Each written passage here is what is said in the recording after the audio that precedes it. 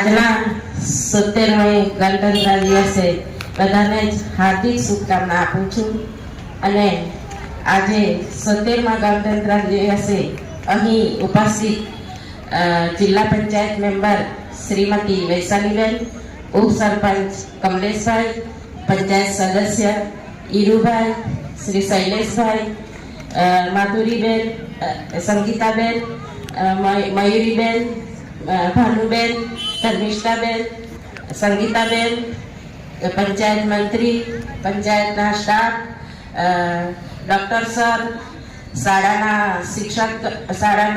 Acharya sir, શિક્ષક sir, શિક્ષકગણ તેમજ મારા વાલા વિદ્યાર્થી ભાઈ બહેનો, ગામના અગ્રગણ્ય વડીલો, ભાઈઓ તથા બહેનો, આજે આપણે શાના માટે એકત્રિત થયા એ તો સૌને ખબર છે. એટલે આપણો દેશ 15મી ઓગસ્ટ 1947ના દિવસે આઝાદ થયેલો હતો. ત્યાર પછી આપણો દેશ 26મી જાન્યુઆરી 1950ના દિવસે આપણા દેશને બંધારણના અમલમાં આવ્યો હતો. ત્યાર પછી આપણા દેશમાં આપણા દેશને સ્વતંત્ર રાષ્ટ્ર બન્યો હતો અને આપણા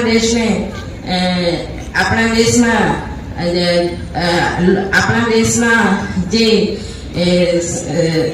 શહીદો છે એમને આજે આપણે સૌપ્રથમ યાદ કરીએ અને આપણો દેશ આ દિવસે લોકતંત્ર બન્યો હતો. એટલે આપણા દેશને આજે ખૂબ જ આપણે ધામધૂમથી ઉજવીએ છીએ અને આપણા દેશમાં જે બી આપણા દેશમાં જે સરહદ પર જે રક્ષા કરી છે એમને આજે આપણે યાદ કરીને એમને આપણે કોટી કોટી નમન કરીશું. અને બાળકો, આપણે બધા સૌ મળીને આપણા દેશને વિકસિત બનાવવા માટે આપણે ખૂબ જ બધાએ પ્રયત્ન કરીને આપણો દેશ ખૂબ સારો એવો વિકસિત બનાવવાનો છે અને આપણા પ્રદેશમાં પણ ખૂબ સારો એવો વિકાસ થઈ રહ્યો છે. આપણા માનનીય શ્રી નરેન્દ્રભાઈ, દેશના પ્રધાનમંત્રી શ્રી નરેન્દ્રભાઈ મોદીએ ખૂબ જ સારો આપણા પ્રદેશમાં વિકાસ આગળ વધારી રહ્યા છે. આપણા પ્રદેશમાં આપણું પંચાયત મકાન નવું બનાવવામાં આવ્યું. આપણા ઇંગ્લિશ મીડિયમની સ્કૂલ વાગદરામાં નવી બનાવવામાં આવી. ઘણી નવી આંગણવાડી બનાવવાનું કામ ચાલુ છે અને દરેકમાં ખૂબ જ સારો એવો વિકાસ થઈ રહ્યો છે. અને આપણા દાદરા ગામમાં દરેક લાભાર્થીને વિધવા પેન્શન, વૃદ્ધા પેન્શન તેમજ ખેડૂતોને પણ ખૂબ સારો એવો લાભ મળી રહ્યો છે. તો આપણા પ્રદેશના એડમિનિસ્ટ્રેટર શ્રી પ્રફુલભાઈને પણ આપણે ખૂબ જ આજે ધન્યવાદ આપીશું. અને આપણા પ્રદેશના જે સાંસદ છે કલાબેન, એ પણ ખૂબ જ પ્રયત્ન કરે છે આપણા માટે અને અગાડી વિકાસ કરવા માટે. તો આપણે હજુ પણ આપણા પ્રદેશમાં ખૂબ સારો એવો વિકાસ થશે. અને બાળકોને મેં એટલું જ કેમ કે આપણે બેટી બચાવો બેટી પઢાવો એ પણ આપણે ભારત સરકારની એક સ્કીમ છે. તો બાળકો શિક્ષણ પ્રત્યે ખૂબ જ સારા એવા અગાડી વધો. શિક્ષકો પણ ખૂબ સારી એવી મહેનત કરી રહ્યા છે અને તમને ખૂબ જ સારું શિક્ષણ આપે છે. આપણે આપણા ગામમાં જે પણ સ્વચ્છતા રાખીએ કે એ પણ એક આપણી દેશની સેવા જ છે. એટલે આપણે શિક્ષણ સાથે સાથે બધા આપણા ગામમાં આપણું ગામ સ્વસ્થ રહે એવી પણ આપણે ખૂબ સારી પ્રયત્ન કરીશું. એટલે આપણે સૌપ્રથમ આજના જે આપણા સરહદ પર જે શહીદ થયેલા એ લોકોને આપણે વંદન કરીશું. જય હિન્દ, જય ભારત. પટેલ, માજી ડિસ્ટ્રિક્ટ મેમ્બર દાદરા, 26મી જાન્યુઆરી ગણતંત્ર દિવસની દાદરા નગર હવેલી તેમજ દાદરા પટેલા તેમજ સારા દેશવાસીઓને મારી શુભકામના. આજે 70મા ગણતંત્ર દિવસ આપણે એટલો ઉજવી રહ્યા છે કે આપણે આજે આપણું ભારતનું બંધારણ આજે અમલમાં આવેલું અને આપણા દેશમાં એક સમાનતા સ્વતંત્રતા અને આપણને એક એવી લોકશાહી મળેલી કે એનાથી આપણા પ્રદેશ કે આપણા દેશનો ખૂબ જ એવો સારો વિકાસ થયો અને એક લોકતંત્ર સાર્વભૌમ એવું એક સ્વતંત્ર એક રાષ્ટ્ર બન્યું, એક પ્રગતિશીલ એક દેશ બન્યો. એના માટે હું આજે આ ભારત દેશના તમામ નાગરિકોને શુભકામના પાઠવું છું. જય હિન્દ, જય ભારત. તમને શુભકામના આપું છું. આવનારા દિવસોમાં આપણો દેશ વધુને વધુ પ્રગતિ કરી રહ્યો છે અને હજુ પણ કરવાનું છે. તે આપણને અત્યારે અહીંયા જોઈ રહ્યા છે. અહીં ઉપસ્થિત સરપંચ મેડમ, જિલ્લા મેમ્બર, પંચાયતના તમામ ચૂંટાયેલા સભ્યો, ગામજનો, શિક્ષકગણ તથા અમારા મીડિયાકર્મીઓ, આજે આપણે જ્યારે 76મો પ્રજાસત્તાક દિન ઉજવી રહ્યા છે તો વર્ષો પહેલાંની આપણે યાદ કરીએ તો દાદરા નગર હવેલી એક બેકવર્ડ એરિયા અને બહુ ગરીબ એરિયા તરીકે ઓળખ થતી હતી. નગર હવેલીનું નામ આપણે આજુબાજુના વિસ્તારોમાં પણ લોકોને ખબર ન હતું, પણ આજે છેલ્લા કેટલા વર્ષોથી આપણે દાદરા નગર હવેલી, તમે શૈક્ષણિક ક્ષેત્રે જુઓ, સ્પોર્ટ્સમાં તમે જુઓ, દરેક ક્ષેત્રમાં આજે દાદરા નગર હવેલી, ટુરિઝમ ડિપાર્ટમેન્ટ જુઓ, દરેક ક્ષેત્રમાં દાદરા નગર હવેલી આજે સિંહફાડ, હરણફાડ તૈયારી કરી રહી છે અને આપણે દેશને મુકાબલામાં નહીં પણ વિશ્વના મુકાબલો બી આપણે આજે કરી રહ્યા છે. કેટલાક સ્ટુડન્ટો આજે ફોરેન જઈને આપણી પ્રસ્તુતિ કરી, કેટલાક રમતોત્સવમાં ગયા, કેટલાક સાંસ્કૃતિક પ્રોગ્રામમાં ગયા અને આપણા નગર હવેલીને એ લોકોએ એક ઇન્ડિયામાં તો નહીં પણ વર્લ્ડમાં પણ આપણું નામ એ લોકોએ ત્યાં નામાંકિત કર્યું. એ બદલ હું અહીંયાના પ્રશાસન માનનીય નરેન્દ્ર મોદીએ સૌનો આભાર માનું છું કે આપણા અહીંયા દરેક સુવિધા માટે એ લોકો તત્પર રહે છે. દરેક સમયે જોઈતી તારીખ દરેક સુવિધા આપણને અહીંયા મોકલાવે છે, જો એટલું આપણને ફંડ મોકલાવે છે અને દિવસ અને રાત આપણા અહીંયાના જે પણ ગવર્મેન્ટ સ્ટાફ એ આપણા નગર હવેલી માટે મહેનત કર્યા છે. આજે તમે જુઓ તો કુંભ મેળામાં આપણા અહીંનો એક એટલો મોટો વિસ્તાર આપવામાં આવ્યો અને ત્યાં દરેક આપણા દાદરા નગરની પ્રસ્તુતિને ત્યાં રજૂ કરવામાં આવી અને દરેક ત્યાં પોસ્ટરો લગાવવામાં આવ્યા કે દાદરા નગરનો વિકાસ શું થઈ રહ્યો છે. લોકો ખરેખર ત્યાં સરાહના કરી રહ્યા છે. કેટલાક લોકોના મારા ઉપર ફોન પણ આવ્યા કે અમે દાદરા નગરને આજે અહીંયાથી જોઈને ઘણો આનંદ અનુભવ્યો છે. તો આપણે એક જ કહેવાનું છે કે ભગવાને આપણને અને આપણી સરકારે જ આપણને તક આપી છે અને પૂરેપૂરો આપણે લાભ લેવાનો છે. બીજું મારા વાલા વિદ્યાર્થીઓને ખાસ કહેવાનું કે તમે જે આજે ઉત્સાહમાં છો એ જ ઉત્સાહમાં રહેજો. કોઈ અવળા રસ્તે વળી નહીં જતા, તમારે ભણવાનું છે. આજે આપણા અહીંયા જે દેશમાં વસ્તી છે એમાં સૌથી વધારે જો હરીફાઈ હોય તો ભણતરમાં છે. આજે જનરલ કેટેગરીમાં આપણા અહીંયા ડિપાર્ટમેન્ટની જે પણ સ્થાન મેળવવામાં આવે છે જે આખા ઇન્ડિયામાંથી લેવામાં આવે છે.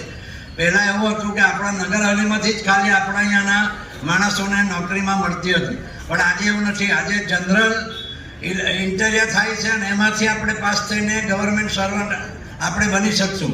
તો મારી તમને નમ્ર વિનંતી છે કે તમે જરા પણ ચૂકશો નહીં, પૂરેપૂરું ભણતર પર ધ્યાન આપશો અને ખાસ કરીને વ્યસન મુક્ત રહો, તંદુરસ્ત રહો, ખુશ રહો. જય હિન્દ, જય ભારત. અહીં મંચ પર થી મારી એ જ ભાવના, એ જ શુભેચ્છા કે બાળકો તમે દરેક કાર્યમાં, શિક્ષણમાં આગળ વધો અને સફળ રહો અને દરેક કાર્યમાં તમને સિદ્ધિ મળે એવી શુભેચ્છાઓ. અને આપણે આપણા શાંતિપ્રિય પ્રદેશમાં હંમેશા શાંતિથી અને ભાઈચારાથી રહો એવી શુભેચ્છાઓ. અહીં આપણને એક બાળકોએ ખૂબ જ સારી પ્રસ્તુતિ કરી છે. એમાં છે એક એમાં લિરિક્સ છે એમ કે તેરી મિટ્ટી મેં મિલ જાના હૈ. તો આપણે એક દિવસે મિટ્ટીમાં મળી જ જવાનું છે, આ માટીમાં મળી જવાનું છે. તો આપણે ખોટું અભિમાન શું કરવા રાખવું. એટલે હંમેશા શાંતિથી, પ્રેમભાવથી રહો એવી મારી શુભેચ્છાઓ. અને અહીં એક શિક્ષણને પ્રોત્સાહન આપતું એક પ્રસ્તુતિ બાળકોએ રજૂઆત કરી, ખૂબ જ સરસ છે. એમાં આપણને એ શીખ મળે છે કે આપણે આપણા બાળકોને દરેક કાર્યમાં હોશિયાર બનાવવા, ઘરના કામકાજથી માંડીને દરેક વસ્તુમાં. તેમાં મારું એ જ કહેવાનું કે આપણે માતા પિતાએ હંમેશા ઘરના કામકાજમાં પણ એમને હોશિયાર બનાવવું, પણ સૌ પ્રથમ એમને અભ્યાસ એમનું પૂર્ણ કરવા દો અને પછી એમને દરેક કાર્યમાં કેળવો, પછી એમને કામકાજ સોંપો. અને બાળકોને હું અહીંથી કહીશ કે મારે અભ્યાસ છે એમ કરીને માતા પિતાની આજ્ઞાને પણ ટાળવું નહીં. માતા પિતા ગુરુનો આદેશ હંમેશા પાળો. અને તમે શિક્ષકોને હું શુભેચ્છા પાઠવીશ કે તમે બાળકોને ખૂબ જ સારી કેળવણી આપો છો. દરેક પ્રસ્તુતિ ખૂબ જ સરસ રહી. જેમ કે આપણા મેડમ શ્રી શિક્ષિકાજીએ એક પ્રસ્તુતિ કરી કે એ મેરે વતન કે લોકો જરા આંખો મેં ભર લો પાણી. તો આપણે હંમેશા એ પાણી આપણા હૃદયમાં ભરી રાખવાનું છે અને આપણા વીર જવાનોને હંમેશા યાદ રાખવાના છે. અને એવી રીતે આપણે આપણું જીવન વ્યતીત કરવાનું છે શાંતિથી અને દરેક કાર્યમાં સફળ રહેવાનું છે. બસ આટલું કહીને હું મારા શબ્દને વિરામ આપીશ. મારા 2 શબ્દ સાંભળવા બદલ સૌનો આભાર. ધન્યવાદ. જય હિન્દ, જય ભારત. સરપંચ શ્રી, જિલ્લા સભ્ય અને તમામ સભ્યો અને એમના જે સ્ટાફ મિત્રોએ અમારા જે બાળકો માટે અહીંયા અવસર આપ્યો અને અમારા બાળકોએ જે કાંઈ એમનામાં જે શિક્ષણ મેળવેલું છે એ શિક્ષણ તો મેળવતા હોય, પણ જ્યારે આવું કંઈક પ્લેટફોર્મ મળે અને પ્લેટફોર્મ પર એ જ્યારે પ્રસ્તુત કરે તો એનામાં એક આત્મવિશ્વાસ વધે અને એ વધારવાની તક અહીંયા દાદરા પંચાયતે પૂરી પાડી. અને સાથે સાથે એમને પ્રોત્સાહિત તો કર્યા જ, પણ ઘણું ખરું એમને ઇનામ પણ જાહેર આપ્યું છે રોકડમાં.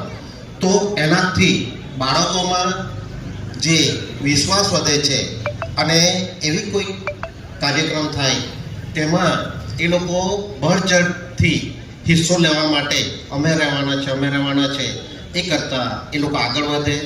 તો એ અમારા માટે ખૂબ જ સારું છે કે જે અહીં આપણે પંચાયત તરફથી બી ઇનામ મળ્યું, જિલ્લા સભ્ય વૈશાલીબેને પણ આપ્યું અને જયંતિ સરે પણ આપણને રોકડમાં ઇનામ આપી. તો હું શાળા હિન્દી મીડિયમ અને ગુજરાતી મીડિયમ વતી શાળા પરિવાર વતી હું એમનો ખૂબ ખૂબ આભાર વ્યક્ત કરું છું. ધન્યવાદ. એનો પણ ખૂબ ખૂબ આભાર. ડેપ્યુટી સરપંચ કમલેશભાઈ એઓએ પણ આપણને ખૂબ સારી એવી વાતો કરી કે જેમાં આપણે વ્યસનમુક્ત થઈ આપણે જીવનને આગળ ધપાવીએ એવી ખૂબ સારી વાતો કરી, વિવિધ વાતો કરી, આપણને જે પ્રોત્સાહન કર્યા છે એવા કમલેશભાઈનો પણ આ મંચ પરથી આભાર. દરેક પંચાયત સભ્યોનો આભાર. શિક્ષક ગણ, વિદ્યાર્થી વાલાઓ સૌનો આજના આ 26મા પ્રજાસત્તાક દિને આપ ઉપસ્થિત રહી આ જે દિવસની ઉજવણી કરી, જે ભાગ લીધો એ સૌનો આજના આ પંચાયત આભાર માને છે. जो शहीद हुए उनकी जरा याद करो कुर्बानी. जब हमारी माँ खतरे में पड़े आज़ादी, जब तक दी सांस लड़े वो फिर